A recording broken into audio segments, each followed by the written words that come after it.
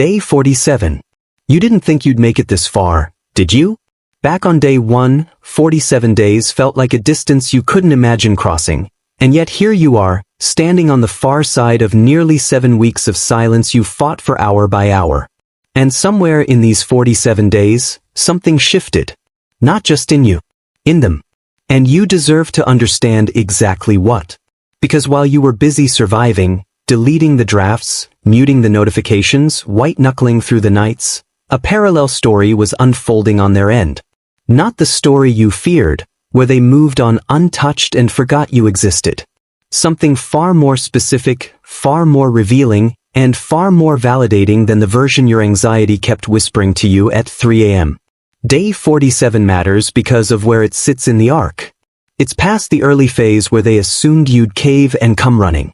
Past the point where casual reach-outs did the job. By 7 weeks, the momentum that carried them through the first stretch has run out, and something colder has set in on their side. The dawning, unwelcome suspicion that this time, the silence might actually hold. And that suspicion changes their behavior completely. Here's what most survivors get wrong about a stretch like this. They picture the narcissist thriving, new partner, new life, not a single thought spared for the person they discarded. That picture is torture, and it's also almost entirely false. It's a projection of your fear, not a report of their reality. Because the reality of what a narcissist does around day 47 of real no contact is nothing like the highlight reel you imagine. What's actually happening is that your absence has stopped being a temporary inconvenience and started becoming a problem they can't solve. The source they relied on has gone dark and stayed dark, and the machinery that ran on your reactions is sputtering. By now, they've cycled through their usual fixes and watched each one fail. And a narcissist facing a problem their usual tools can't fix is a narcissist in quiet, private crisis. I want to walk you through their day 47, not so you can gloat, though after everything you've earned a little grim satisfaction, but because knowing what your silence is actually producing is what lets you hold it for another day and another. The hardest part of no contact was never the loneliness. It was the doubt, the fear that all this discipline accomplished nothing. Day 47 is the answer to that doubt. Because there's a specific difference between what you're doing and what they're doing right now, and that difference is the whole point. You are healing, genuinely, slowly, in the nonlinear way healing actually works. They are not. They're coping, scrambling, managing, but not healing, because healing requires something they don't have. And understanding that difference is what finally lets you stop measuring your recovery against their apparent composure. So let's look at day 47 honestly, from both sides of the silence. What these 47 days have built in you, and what they've quietly dismantled in them. Because these two stories have been running in parallel the whole time, and by the end you'll see that the thing you've been most afraid of, that your silence didn't matter, is the exact opposite of what's true. To understand day 47, you have to understand what your 47 days of silence actually cut off. You weren't just a partner they lost, you were a system they ran on. A reliable source of the attention, reaction, and regulation that held their fragile sense of self together. And systems don't fail all at once when the power's cut. They fail in stages. 7 weeks is long enough to move through most of them, and each stage looks different from the outside. The first stage, back in the early days, was confidence. Your absence hadn't registered as real, because the memory of your supply was still fresh enough to coast on. They assumed you'd return like you always had, ran the familiar playbook, and felt no urgency. This is the stage that fooled you into thinking they didn't care, but that apparent indifference was never strength. It was a system still spinning on stored energy, unaware the source was gone for good. The second stage, across the following weeks, was the failure of substitutes. As the stored momentum drained, they reached for replacements, new attention, old flames, anyone who might refill the tank. And here's what they discovered somewhere before day 47. The substitutes don't hold. Surface supply is easy to find and impossible to feel as deeply as what you gave. They can replace the quantity and never the quality. And a system running on the wrong fuel keeps sputtering no matter how much you pour in. By around now, day 47, give or take, they've entered the third stage, the erosion of the belief that you're coming back. And this one matters more than the others, because that belief was load-bearing. For a narcissist, the certainty that they can always reclaim what they've lost is foundational. It props up their whole sense of control.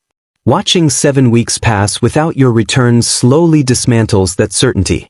And when it goes, something structural in them goes with it. Here's what makes this stage so revealing. The narcissist doesn't calmly update their belief when the evidence mounts against it. They can't. The belief is too central to survive being questioned.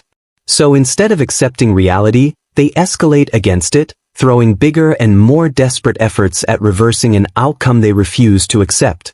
The intensity you may be seeing around now isn't love resurfacing. It's the sound of a foundational belief starting to crack. And underneath all of it sits the thing they're truly running from, the void. A narcissist has no stable internal self, so they need constant external input to feel real. Your silence, held for 47 days, has withdrawn the richest source of that input they had. Which means that beneath the scrambling and the reaching, they're being forced closer to the emptiness they've spent their whole life avoiding, the one your presence used to keep comfortably covered. This is why day 47 is so different from day 7. Early on, the void was still covered by momentum and hope. By 7 weeks, both have thinned, and the emptiness is pressing up through the cracks. Everything they do now, the reaching, the substitutes, the performances of thriving, is a defense against that pressing void. They're not living their best life.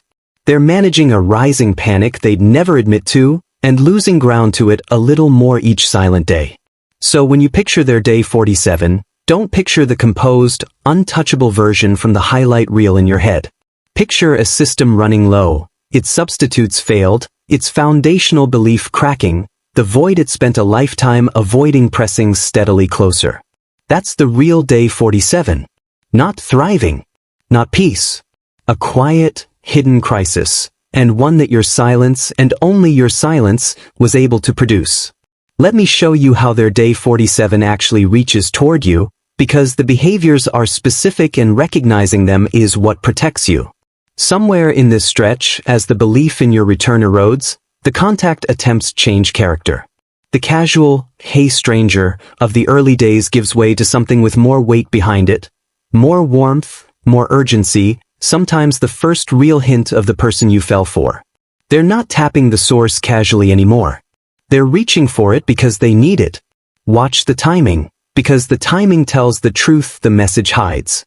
These reaches tend to come not when they're happiest, but when something on their end has failed. A substitute fell through, a lonely night hit hard, the void pressed too close. You won't see that context. You'll just see the sudden reappearance. But behind it, the machinery is failing, and they're reaching for the one source that reliably worked. The message is a symptom of their day 47, not a change of heart. If the warm approach gets nothing, watch how quickly it can pivot. Around this phase, when kindness fails to breach your silence, the tone often hardens.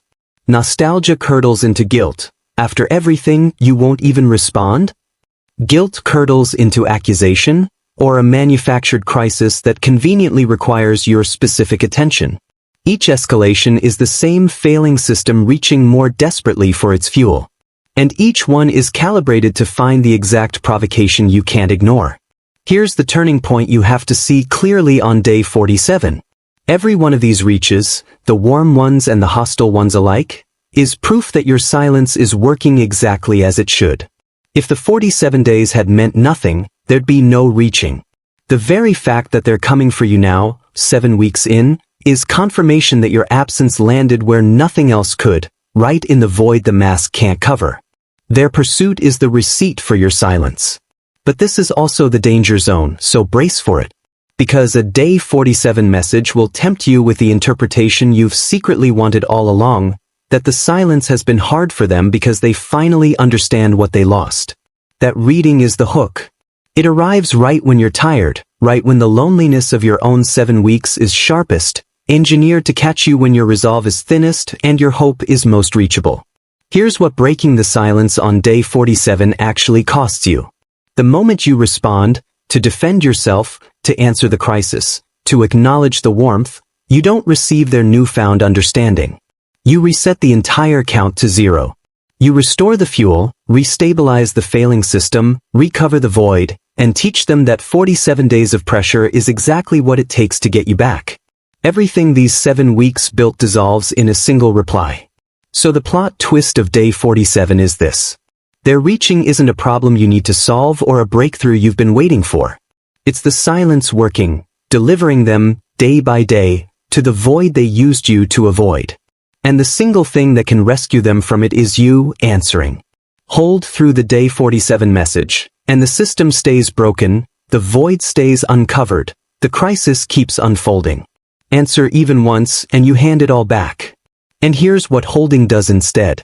When the day 47 reach meets your continued silence, the void isn't softened, it's confirmed. They're left in the exact crisis they most dread, with the richest source they know deliberately out of reach, forced closer to the emptiness than your presence ever allowed. That confrontation, repeated every day your silence holds, is the most powerful thing your absence produces. And it costs you nothing but the discipline to let the phone stay dark for one more day. Let's be honest about your day 47 too, because these 47 days weren't easy on your end, and pretending otherwise helps no one. The early days were withdrawal in the most literal sense. The neurochemistry of leaving a trauma bond genuinely resembles quitting a substance.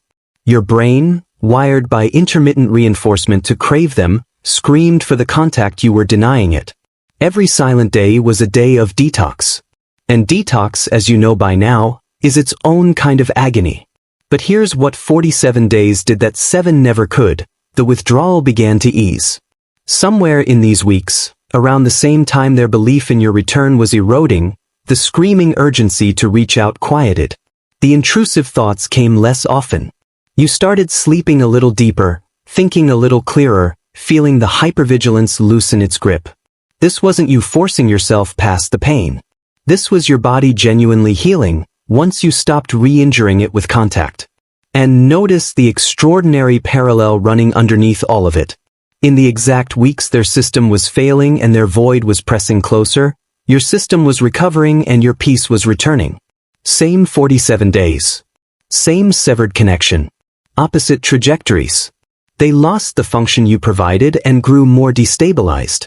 You lost the burden they imposed and grew more free. The identical stretch of time was quietly making one of you smaller and one of you larger. There were setbacks, of course. No honest account of 47 days would pretend otherwise. Nights the loneliness roared back. Days the old hope resurfaced. Moments a song or a memory dragged you backward and you wondered if you'd made a mistake. Those backslides felt like failure. But look at the pattern. They got shorter over the weeks and you returned from them faster, because there was steadily more real life on your side to come back to. The trajectory held even when individual days didn't. Meanwhile, the consequences kept compounding on their end, and understanding them protected you.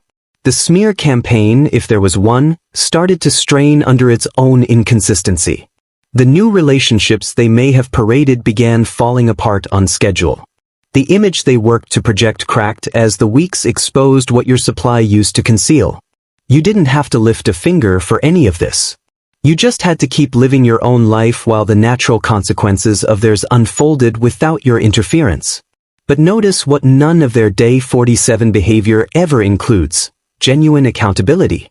In all the reaching, the escalating, the guilt, and the crisis, there's never a real, "I understand how I hurt you, and I'm sorry for what it cost you."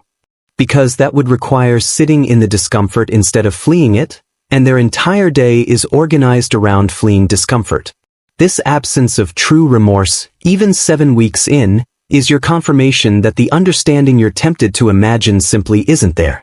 Now look at what 47 days built on your side, because it's the thing that actually matters.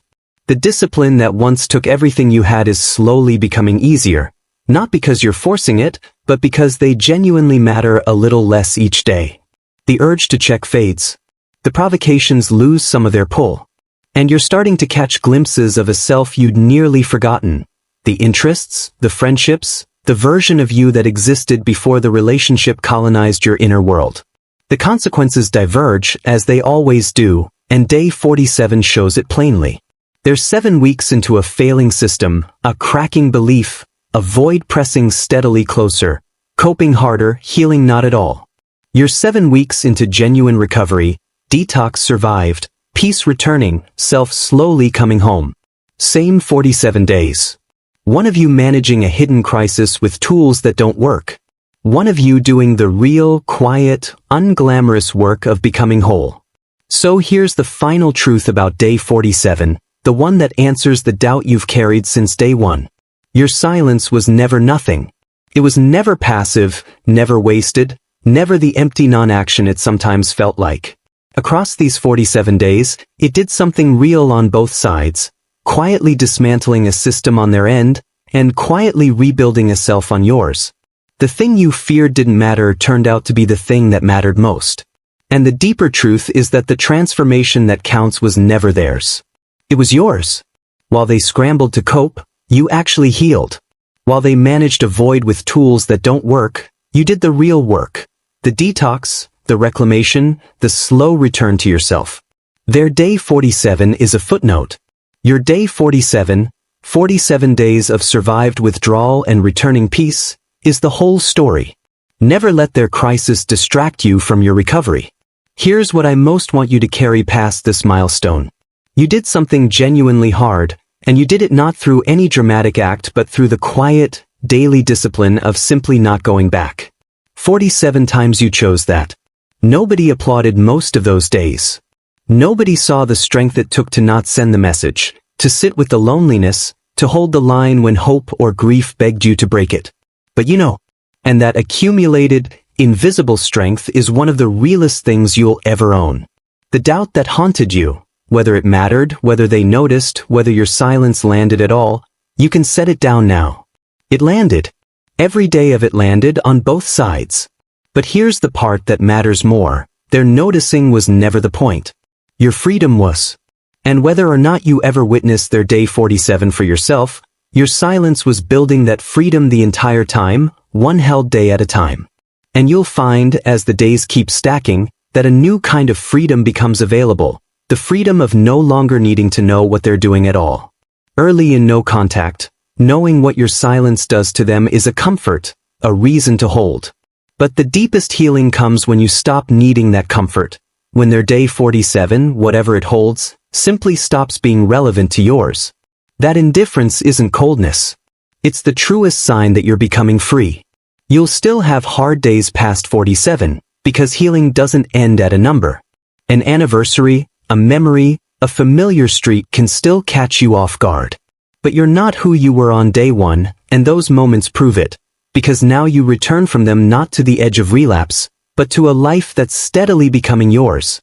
The old pull still flickers. It just has less and less to pull you back toward, because you're no longer standing by the door. You're building with your back to it. If you're reading this before your own day 47, still in the withdrawal, still in the doubt, still counting the hard days one at a time, hear this clearly. The milestone is real, and the person waiting for you there is more yourself than you've been in years. Don't measure your progress by the worst days. Measure it by the accumulation, the slow stacking of held days into weeks. Keep going. What 47 days builds is worth every single day it costs. Day 47. It sounded impossible back on day 1, and now here you are, on the far side of nearly 7 weeks, watching 2 stories reach completely different places. There's a failing system, a cracking belief, a void pressing close.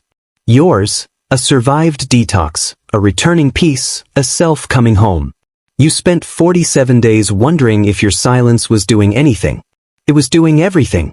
And now you get to see the truth all those quiet, hard-won days were building toward. You didn't just survive them. You're becoming free.